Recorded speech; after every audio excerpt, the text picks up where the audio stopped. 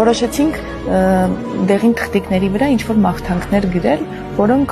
կքաջալերեն գոնե այն մարդկանց, ովքեր ում բաժին կհասնի։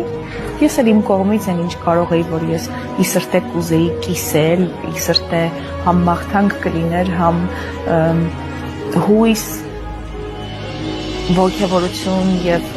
հավատ, որ մենք սպասում ենք, որ դուք վերադառնաք, ում էլ դա հասնենք։ Հրավիրեցի իմ հաջորդ կայանալիք ներկայացմանը երկնագույն շանաչքերի, երբ էլ Դալին էր պատերազմի ավարտից հետո, եւ դա բաժին էր հասել մի տղայի, ով հասցրեց լուր ուղարկել, որ ստացել եմ, ես եմ, շնորհակալ եմ, շաբաթ կամ 8 օր հետո կարծես թե զոհվեց։ 8 քանի։